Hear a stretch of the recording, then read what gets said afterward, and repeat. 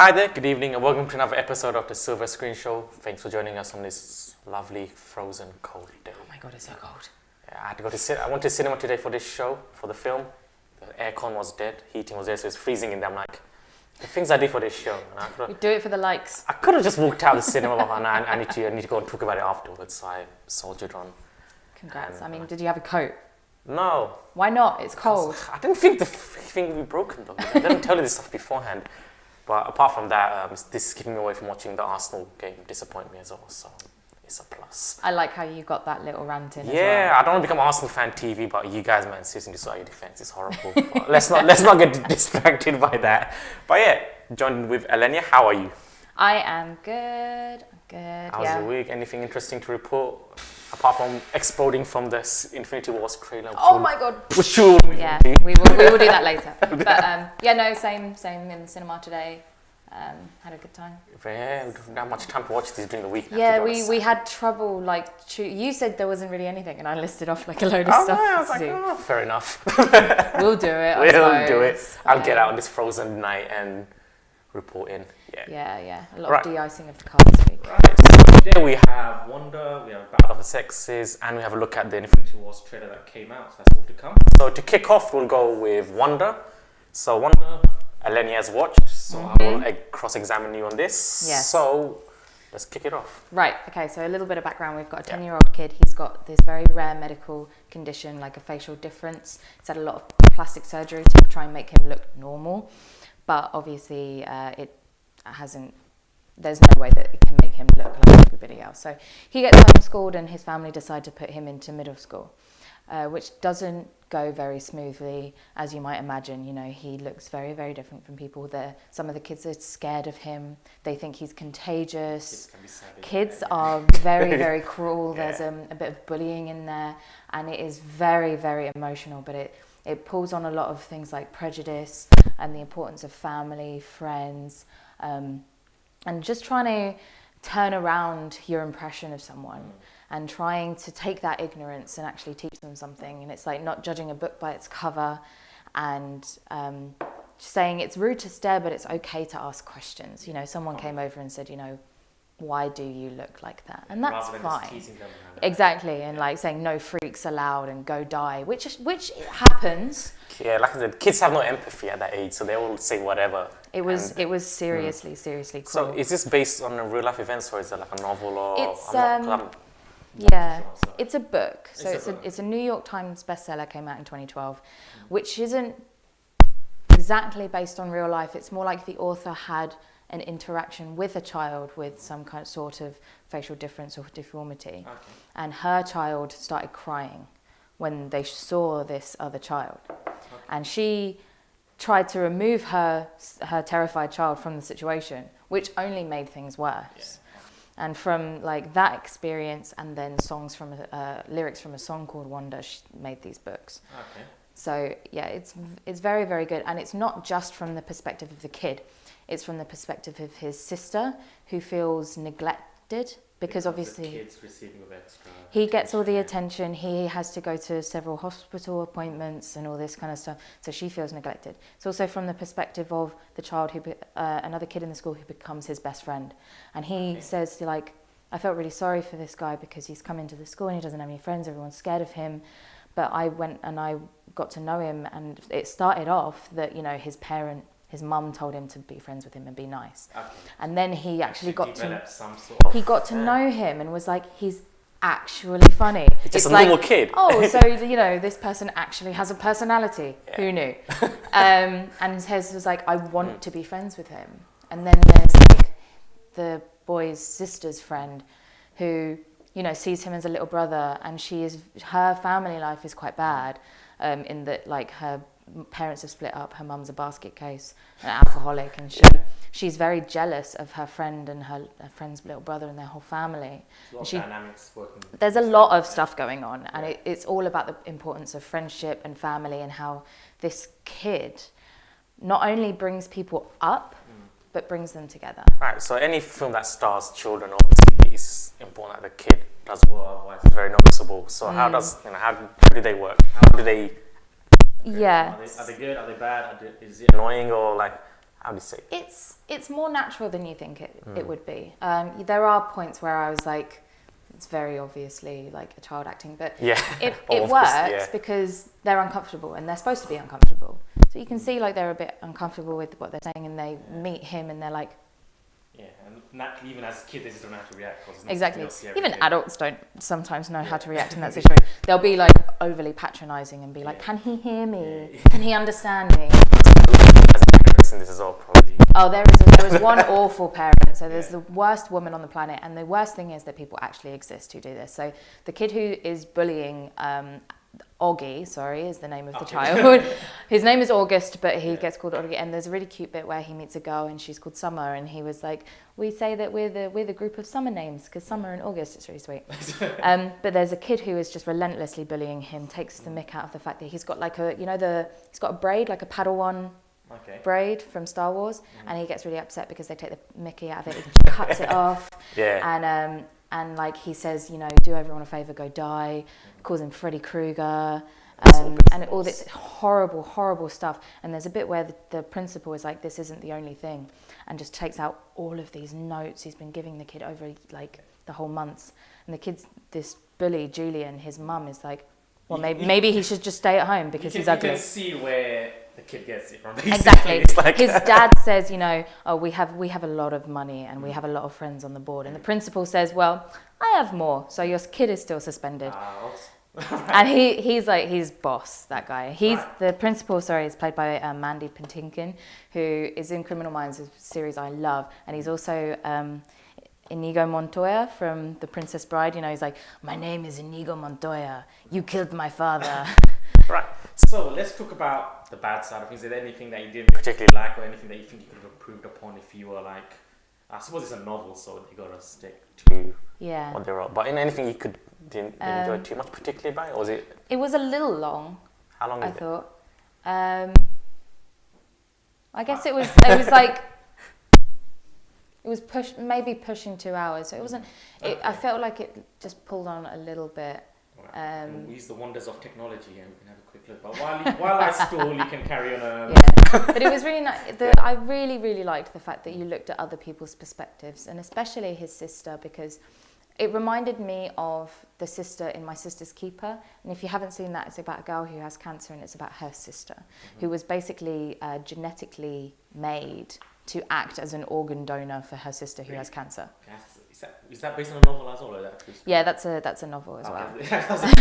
It's 1 hour 53 minutes, so that is pretty. It is quite long, and it is emotionally draining. Like my friend and I, Zoe, hi. We came out and we were just absolutely drained. She actually. By the way, Zoe, we charge for shout outs, so that. Send you the details later. But she was like, it pulled on every single heartstring, and it really did. And there's a beautiful quote from the principal again. It was like, "He can't change the way he looks, but we can change the way we see." And it was absolutely beautiful, and it was really touching. Some of it was really sad, especially the part with the dog. I'm not going to ruin it, but I got really upset about that. And I'm like, why is that necessary? Why have you done that? But it's just another thing. He was like, he wrote it, man. Go hate him on his Twitter account. I think at that point the kid was like, "The dog is my only friend," and then Right. So let's wrap this up. Let's have your quick review. What did you think? How can you sum it up? It was heartbreaking and warming. Excellent. Sounds like a nice little emotional watch if you wanna. Yeah. I was actually look when I saw the trailer. This does. Yeah. Now may watch it. Maybe did get my interest going. Yeah, and it does have some funny bits in it as well. And like he has a very good sense of humor, and then he has. Owen Wilson's in it, right? Is he more serious? Yeah, Is it a few slapstick moments? Cause not slapstick, but he is the comedy character in the story. Like So at the end he gets this award at school, and he talks about how like, "I think that my friends should get an award for even talking to me in the first place. My sister for being neglected and being with me and being my best friend anyway. My dad being funny, and then my mum because she's amazing." And it was really inspiring. You think it'll be listed for any of these upcoming? This is Oscar season now, isn't it? All the Oscar bait movies come out. It was 85% and it was really good, and it had really weird stuff like his little imaginings. He was imagining Chewbacca walking around with him in the school, and there was some early Star Wars promotion. yeah, and then like Darth Sidious, like the kid was calling him Darth Sidious, so he saw Darth Sidious standing there like a lot of Chewbacca and a lot of like astronaut things because he loves science and space. But no, definitely it should be in the running. Great, I awesome. definitely think right, so moving on. Yeah. Next up we have Battle of the Sexes, which came out, I think, was it last week? This week? Yeah, last week. So yeah, I watched this one, Alenya hasn't, so let's Switch it up a bit. Yeah, let's go ahead.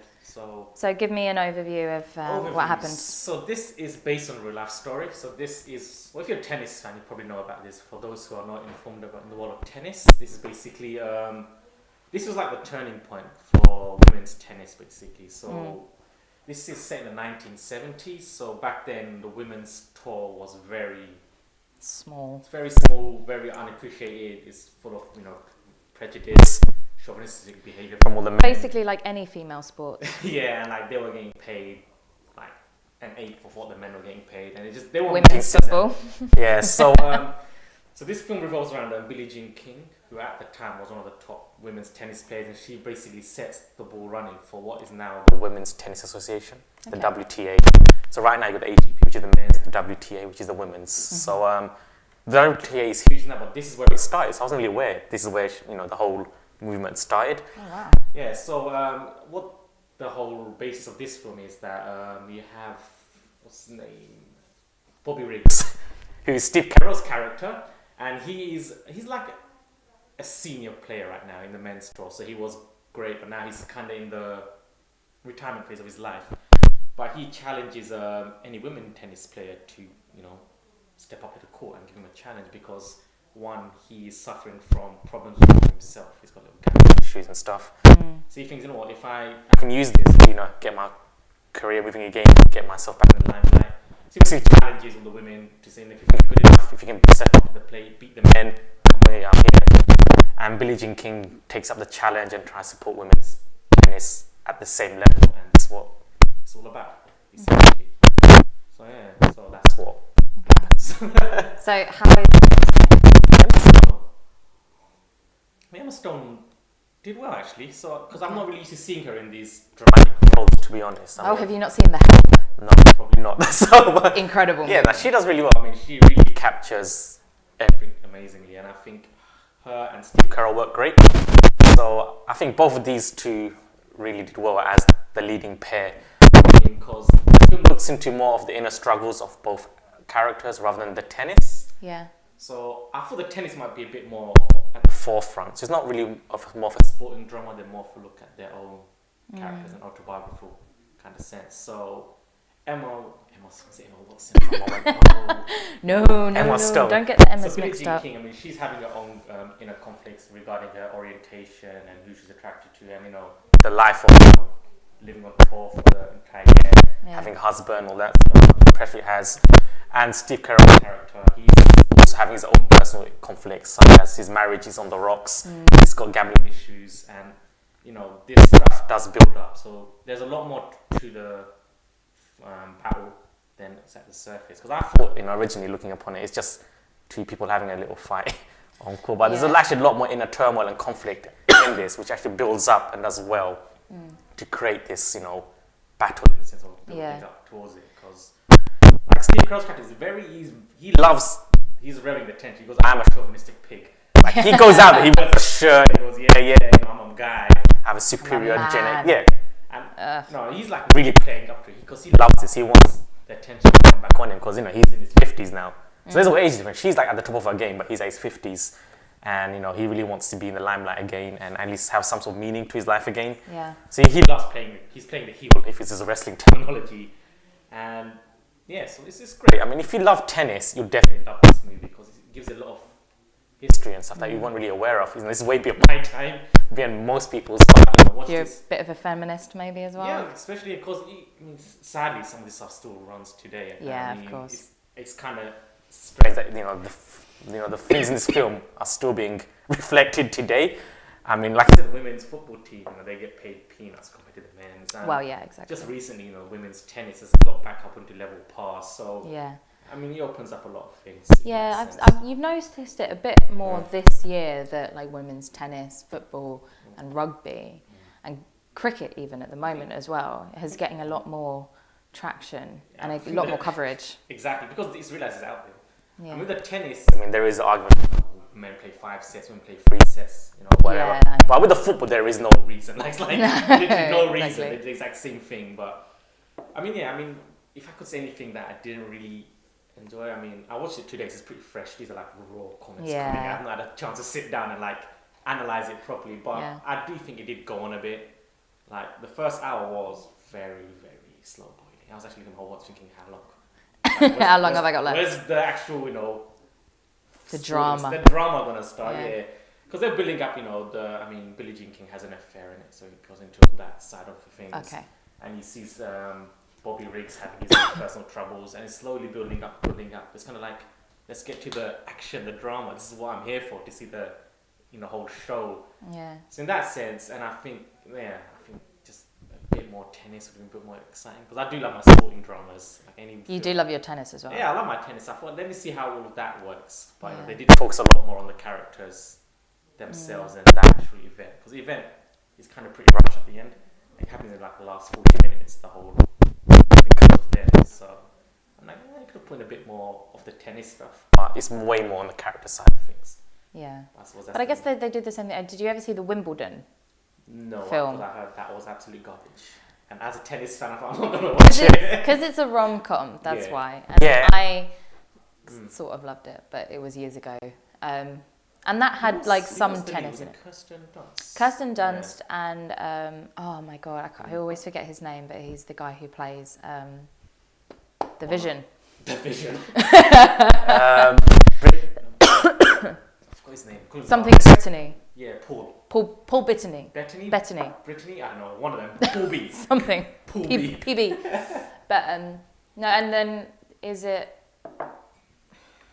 Well, the directors, what have they ever done anything in the I had past? looked through it, but there's nothing really that stands out. Yeah, that was the same with mine, actually. The directors are Jonathan Dayton and Valerie Faris. I had a quick look from that. There's nothing really that stands out for me in a sense. So I can't really give too much of a comment there. Yeah. But I mean, probably one of the things, there are a few plot holes which do not really go anywhere. So you got Margaret Court, who happens to be Billie Jean King's rival at the time. So what happens is she originally steps up to the challenge and she gets booked, right? And she's the number one at the time, and like she just loses, right?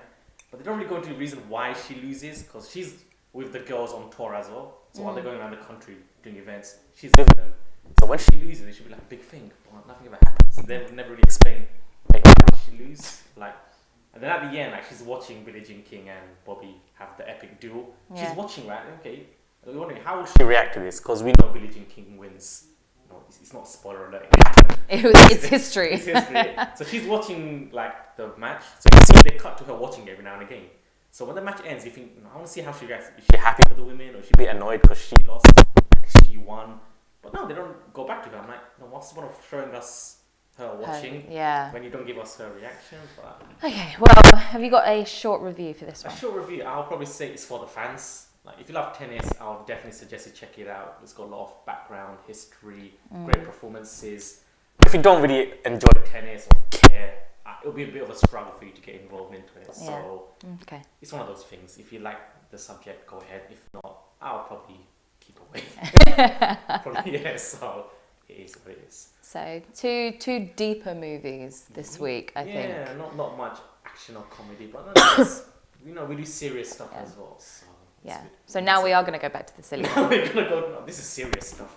So to end the show, we're going to look into the Infinity Wars trailer, which dropped. I did mention it last week. I was like, I'm waiting for this to drop. It's going to be huge. Yeah, and then it came out, what, Thursday? Yeah. It came out Thursday, and it's got like 60 million views already. That's just from you going, I need to watch it again. I need to watch it again. I'm only 58 million, yeah. Okay. I don't know what the other 3 million.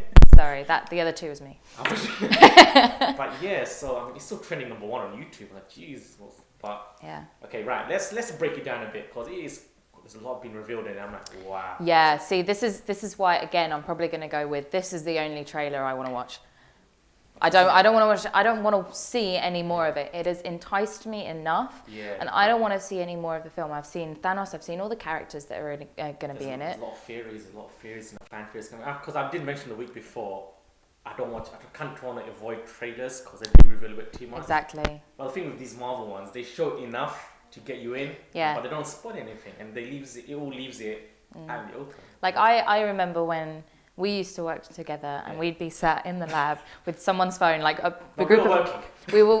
We were working. We were having a break, and there would be like 4 or 5 of us around someone's phone watching like the new or like the first Avengers trailer or something like that. And just everyone around it going, "Oh my god! Oh my god!" And that was the kind of reaction I got from this as well, which was nice because I haven't had that in a while. What works great here is like it's like 10 years of work comes together for this one movie. Yeah. It's like, you remember when Thanos turned around in the chair at the end of the Avengers, and I was like, 2008. It's like beautiful. This is gonna become this. No, I just remember when I first saw Thanos, and I was like, oh, yes. And he finally got out of his chair after all this time. After all this time, he's like, I've got to do it myself. Right, let's do like, yes. quick 3 predictions. What do you think is gonna happen? Because the trailers are always edited in clever ways to show it on. There's no idea what order things happen.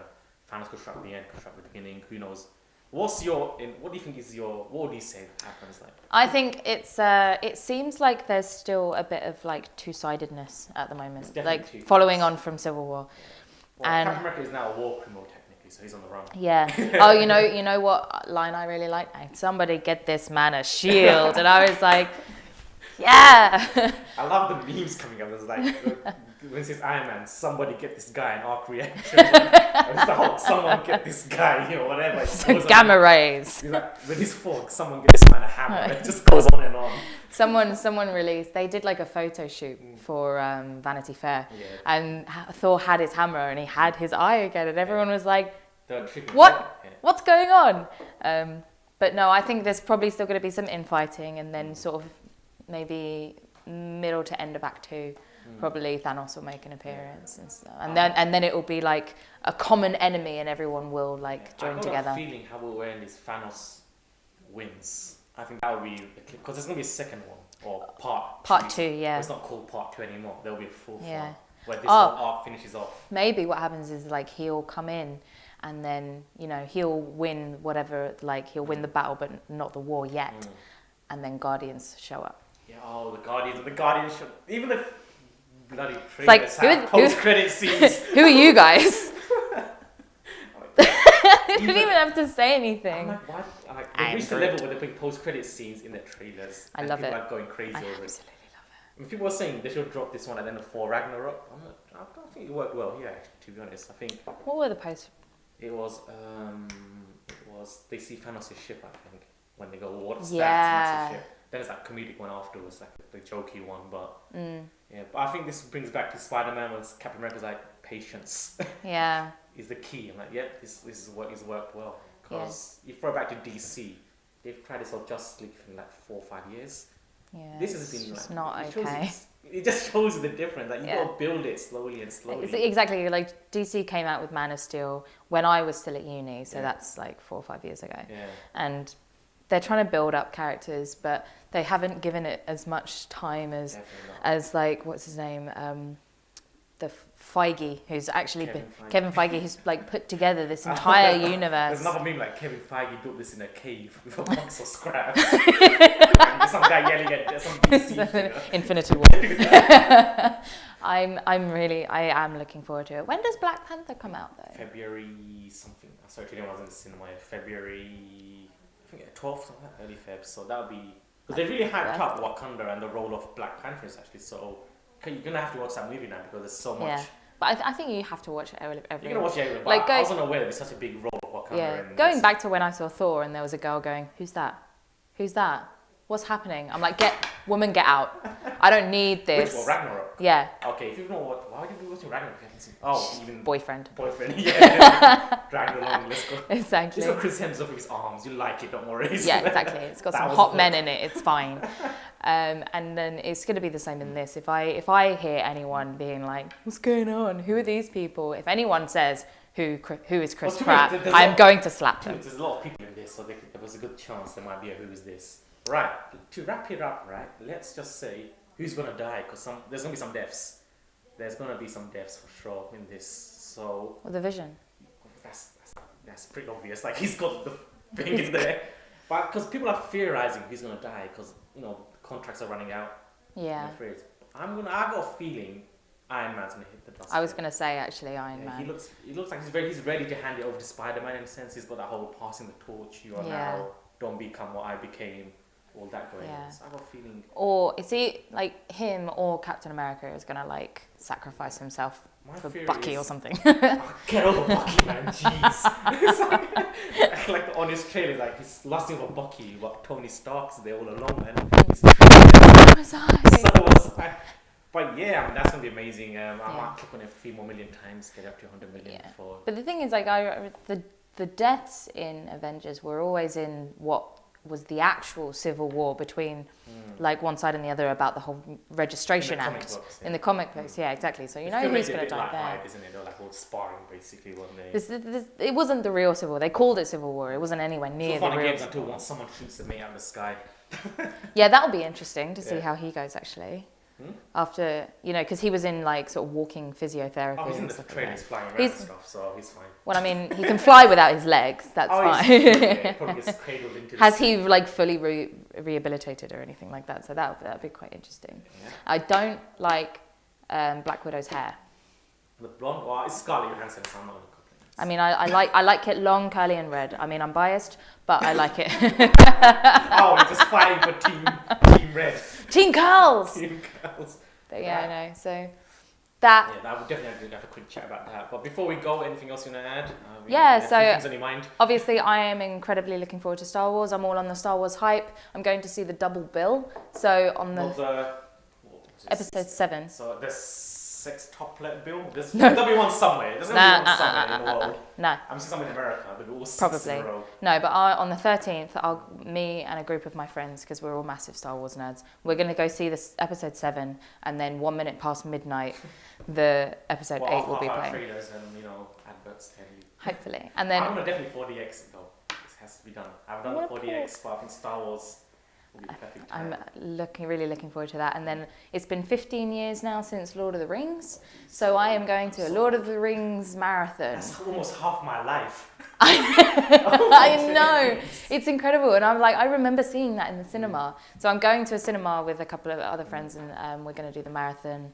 And also one that's coming out around Christmas is Greatest Showman. Another one about like prejudice against freaks and stuff, because it's about a freak show.